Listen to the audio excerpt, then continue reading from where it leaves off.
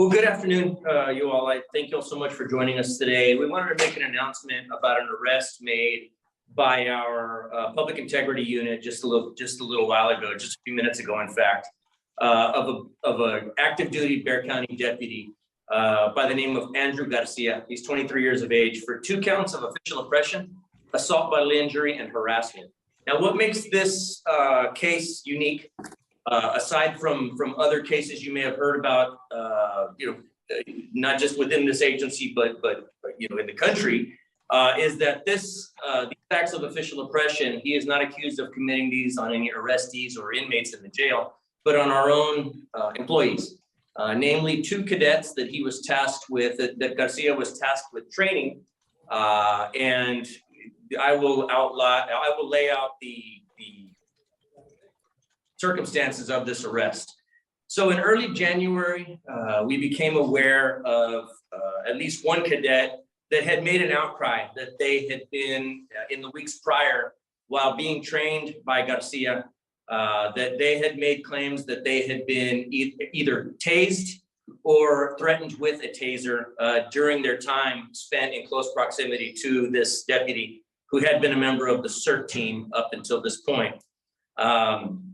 In checking records, checking electronic records, and in talking to the cadet, we were able to determine that initially that assault occurred on November 28th of last year, of 2022. It's an 18-year-old cadet who, my understanding is, he's still employed by the agency. But what he recounted to us is that during a shift that he was being trained, or supposed to be being trained by Garcia, he had in fact been tased in drive stun mode by the taser. Now, what drive stun mode means is that there are 2 different ways to utilize a taser. So there is the traditional sense that we've seen on TV shows and on media coverage, where a taser will be used and prongs will actually come out of the taser, and that will actually immobilize someone momentarily, and we were able to get them in compliance. The second manner by which a taser can be utilized is the drive stun, direct stun. In other words, the prongs are pulled off, a cartridge that contains those prongs is pulled off, in which case it becomes like a traditional stun gun with an arc between them, a loud crackling arc that can be used to physically intimidate in the event that the threat of a taser needs to be presented in order to try to overcome some resistance. And then if that taser comes into contact with somebody, it will cause pain, it will cause discomfort, but it won't necessarily knock them down the way the prongs will. At any rate, what we were told was that several times during the shift with this cadet and this CERT deputy at the time, that taser was used in drive stun mode on that cadet, causing discomfort and certainly causing a concern that the activities would continue. My understanding is that this cadet, throughout times during the shift, felt in danger, felt threatened. However, due to their, what I'm told is fear, did not come forward and report this conduct.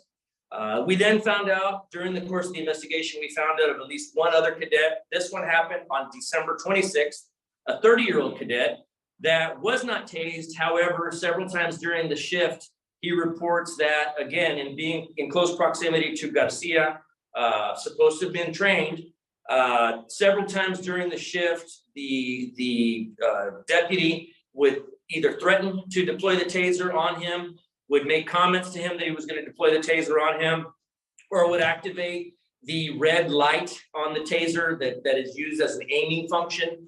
It's a little red laser light that is used to indicate where the prongs will hit, or would arc the taser, again, causing that loud crackling sound in an effort to the word I'm going to use is to terrorize this cadet.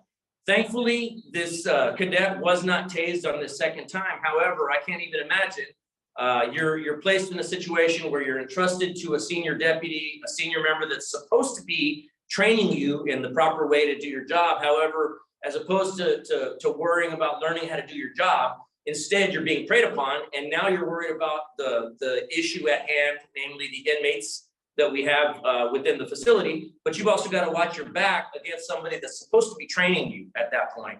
And so we were able once we were able to find out about this misconduct, we found out about it on January 3rd. That suspect deputy was called in. He was placed on administrative leave while we conducted our investigation.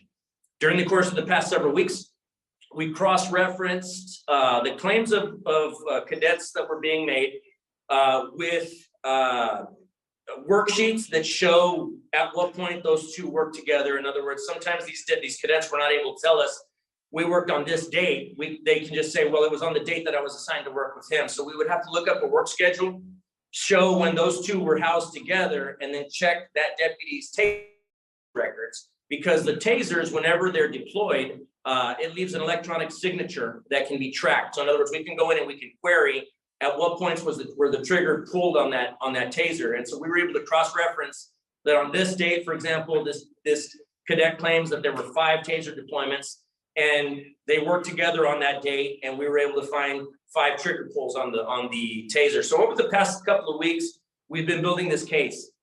Earlier today, my public integrity unit and some folks from our intelligence detail made contact with Garcia at a home in Guadalupe County, and he was placed under arrest without incident for several charges. And those charges, once again, are assault, bodily injury, official oppression, and harassment. It's a total of 4 counts, and they are all misdemeanor charges at this point. So we have already served Garcia with our intent to terminate his employment with the Bexar County Sheriff's Office.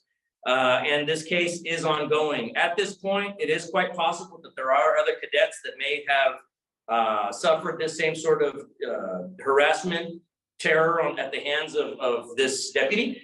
And we would ask them again to come forth and give us the information. As part of our ongoing investigation, we are continuing to check any other trainees, any other cadets that may have come into contact with Garcia, and we'll be interviewing them as well, just to make sure that there are no claims that we haven't been made aware of to this point. But I can safely say that this deputy has seen his last day in a Bexar County uniform, in my estimation, and this investigation will continue. Keep up to date with all of San Antonio's top news, weather, and so much more by clicking the like and subscribe buttons below. And once again, thanks for watching KSAT.